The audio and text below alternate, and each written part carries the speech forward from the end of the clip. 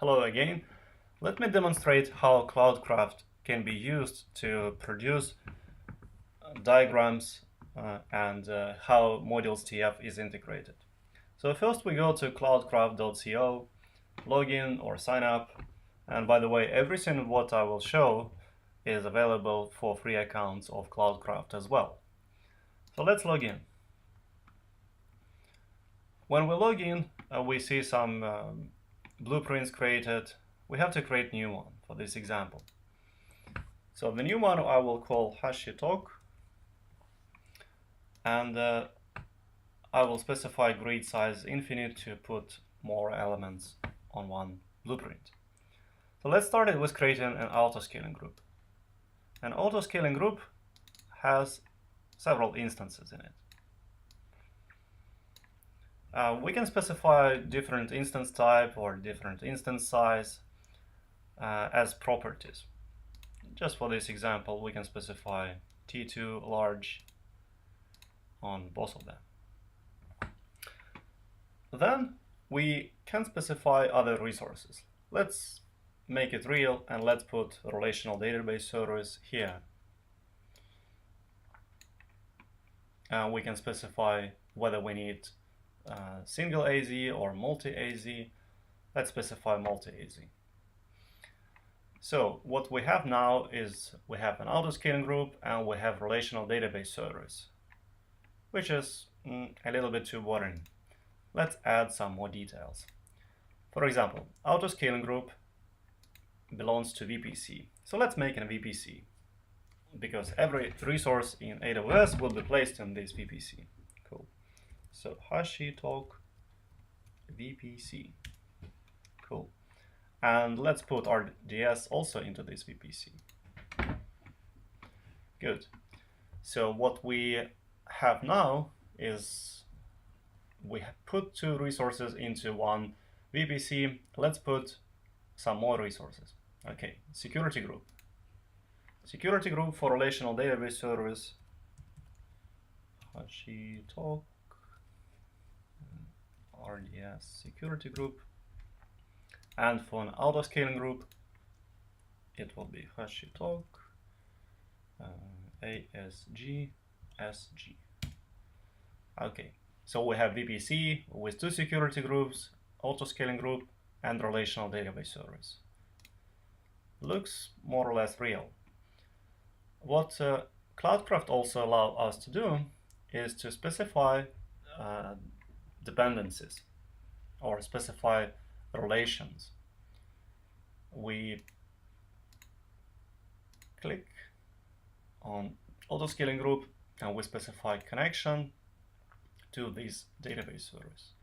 We'll see later why it is important. For the simplicity of this example, we don't have to put other resources, but you can see that there are a lot of other resources which you probably will have. It's like elastic load balancer or lambda functions or EBS block storage volumes, CloudFront, and so on. Let's get code generated from this visual diagram. We click export, we click Terraform code export, and we click export code. Now this blueprint is going to be sent to endpoint, and zip archive is returned. So now let's get a look into this zip archive. I have extracted it and it is already available inside folder HashiTalk. So to see what kind of files we have then, this archive contains these files. As you can see, there is already some structure in this archive. There are 8 directories and 13 files created. Well, you may think, why there are no Terraform files but just a bunch of Terraform TFRs? That's a good question which worth exploring deeper.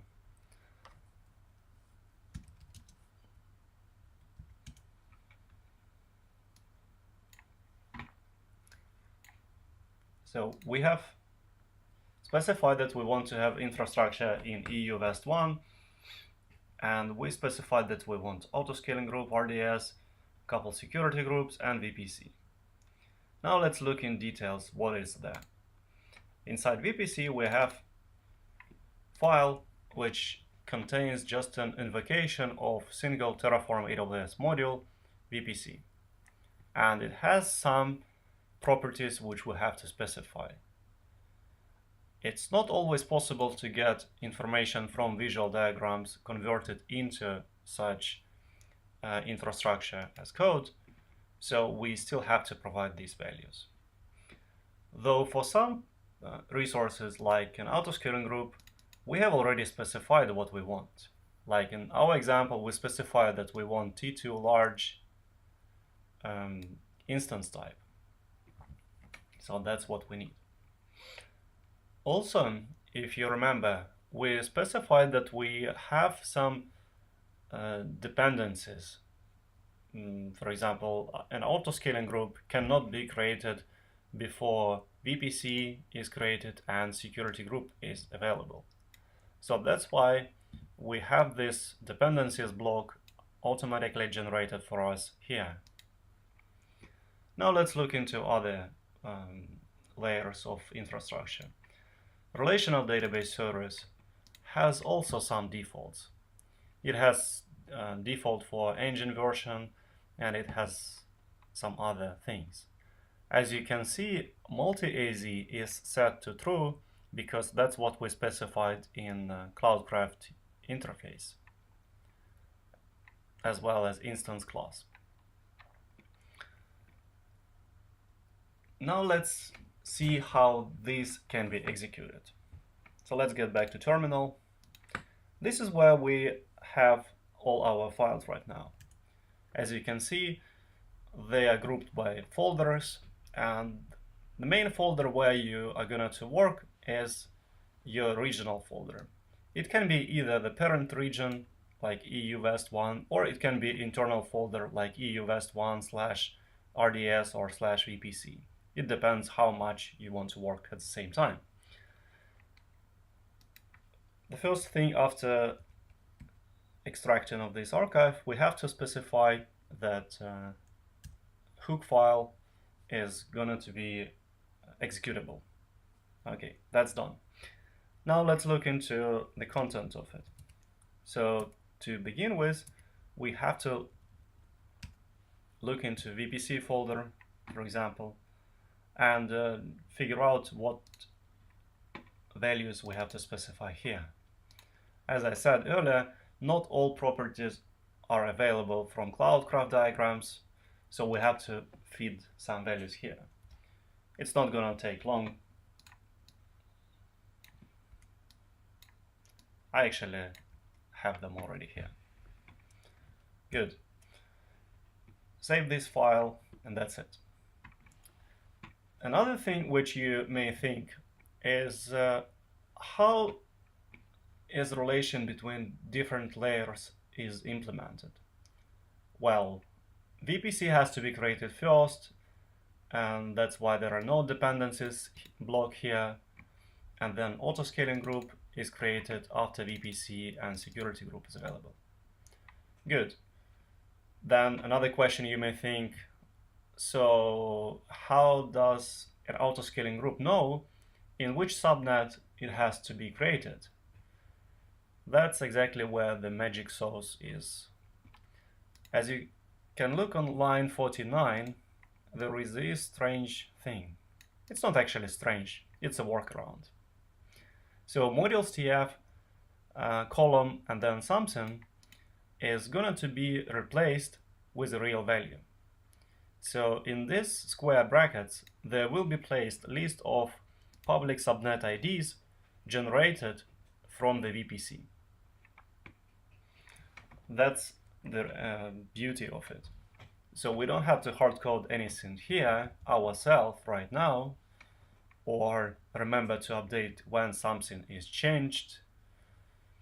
It will be happening transparently for us using Terraform hooks and using script which is available inside common scripts update dynamic values in TFRs. So let's see what else is present in this. As we have just placed values into VPC, we have to review other folders and make sure that this is what we want. In our example, we can specify that desired capacity for an autoscaling group should be 1, simply because we want to see instance created. We have to review other properties as well, and here it says that we need to specify backup time slot, so we do this here, and also we need to specify maintenance window, and that's it. As you can see, it is faster to read and fulfill the missing gaps than figure out how to create the whole resource yourself. And as you also can see, there is no need to copy-paste variables, outputs, and remember to copy all of them and initialize it properly. So now let's get these things implemented or executed. The first command which we can run is terragrant init. I have already set environment variables to access proper AWS account, so it should be pretty straightforward. Good. Now, when I have VPC initiated, I can run terragrant apply, and terragrant will plan what is gonna to be created and propose me to confirm. I said yes. So while it's creating resources, I can show what has happened here. Before terragrant apply has been executed, there is hook, which is update dynamic values in TFRs, which actually try to replace values there. Since there are no values to replace in VPC, it doesn't do anything here. We have a lot of resources created. That's good. Now let's look into other place, which is security group. Let's say security group 1. Security group 1 settings has modules.tf link. So here should be placed VPC ID. So in our example, it should be this one. But as I said earlier, we don't have to hardcode these values. We can just run terragrant init, which will download dependencies. And we run terragrant apply.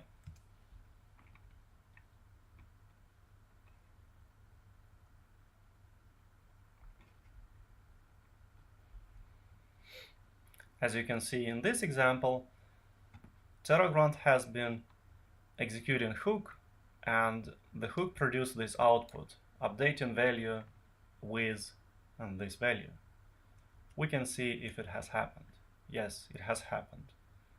So the real VPC ID was placed here. So let's confirm the creation of this security group, and we're good to go. So the next layer which has to be created in an autoscaling group. Same commands, terragrant init and terragrant apply has to be executed, or we can just execute terragrant apply, which will automatically figure out that init has not been run here, and it will just execute it before. So we save one command. We save some time as well. And again, we confirm it.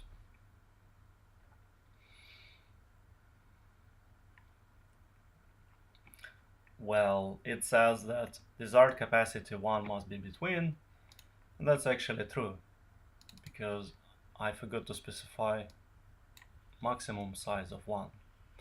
But as we can see, security group name has been already placed here correctly, and VPC zone identifiers is now pointing to public subnets. This has happened transparently to us. So let's run Terraform apply again.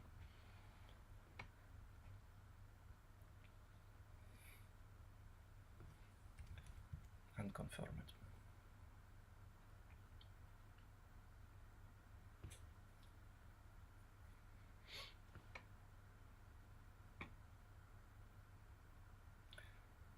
Creation of AWS auto-scaling group is not a very long process, so it should be done fast.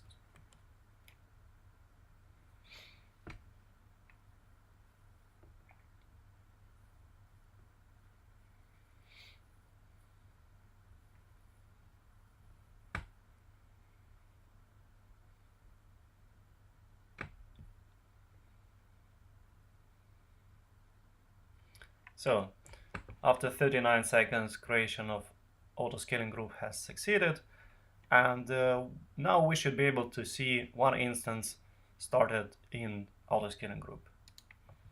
Let's go to in AWS console. Now there are 0 instances, and as we can see, one has been started. Good, so that's pretty straightforward.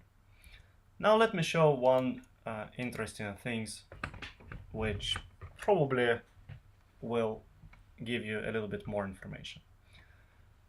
So first of all, you may think like, what's the point of all of this, right? You visualize something in Cloudcraft, then you run something, you got ready-made configuration for you created, which is very good for bootstrapping, and it enforces some of best practices here. But you still think that you have to run all of this Terraform init, Terraform apply, and do a lot of these commands. Actually, that's not true. The magic sauce here is, I can show you. So we have folders called Terraform cache, which has been created when we run Terraform init. But what if we don't want to do this? What if we already have all of this? So let's just remove Terraform RAM cache from everywhere.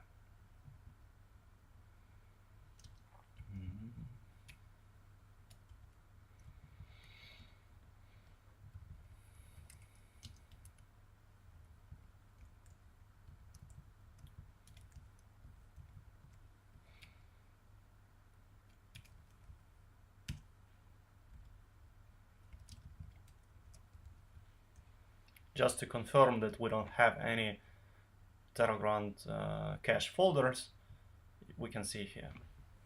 Good. So now let's imagine the situation that we have just extracted this archive and we want all of this created at once. So what we did, we looked into all of these Terraform TF vars, we put correct values there, and we want to run just fewer commands. We don't want to know all of these dependencies ourselves, what has to be created after what, and so on. So the command which we can run is Terraform apply all. Terraform apply all will ask us whether we want to go through the whole dependencies and execute them one by one. In fact, that's exactly what we want.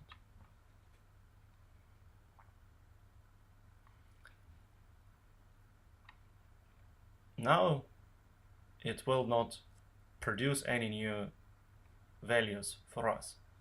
But if we would run this on the first attempt, it would create all of these resources just sequentially. VPC first, security group second, an auto-scaling group, and so on.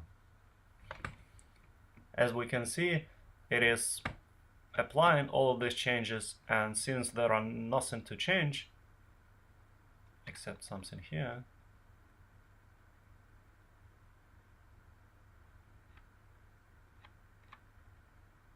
yeah, that's right. This was because we didn't run it in RDS. We ran it just from an auto-scaling group. And RDS has not been executed before. So now we will create database instance. And as you can see, we're doing this with single commands. Terragrant apply all and Terragrant plan all have a pretty helpful commands for this. So the creation of RDS layer has successfully finished. Now let's see what we have as a summary. So we have the whole infrastructure generated from visual diagram, which looked like this, where we had autoscaling group, RDS, VPC, and a couple security groups. I have said something wrong, which I want to change right now. I said that it is important to specify a relation between an autoscaling group and RDS. In fact, I didn't mean that. I mean, for infrastructure, it is important to put correct resources in correct entities, so that an autoscaling group has to be placed in correct security groups, and security group has to belong to this VPC. This is exactly a type of information which modules.tf is taken into account when producing dependencies.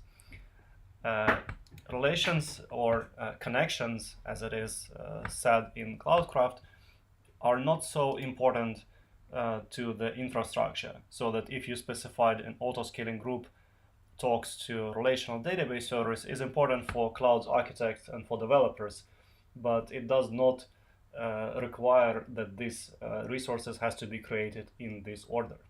This is important sentence, and I have said it earlier slightly incorrectly. So once more, we have infrastructure generated here by clicking export, Terraform code export. This is done. Now let's get back to the slides. So what we have is modules.tf produce code which is potentially ready to use, and it really fits for bootstrapping. It enforces some of Terraform best practices, which I have described on terraformbestpractices.com, and it's also pretty opinionated way of using Terragrant. It is entirely open source, and you can use it, you can contribute features and use it on your own. As a summary, I want to say that picture worth 1,000 words. We all know, but as we are using Terraform and we understand that infrastructure as code is an essential part, we have to use these two together. So by using open source, we don't have to repeat the same solutions which other people have created. So thank you very much. You can find me on GitHub and on Twitter, and yeah, modules.tf is a website. Thank you very much. Bye.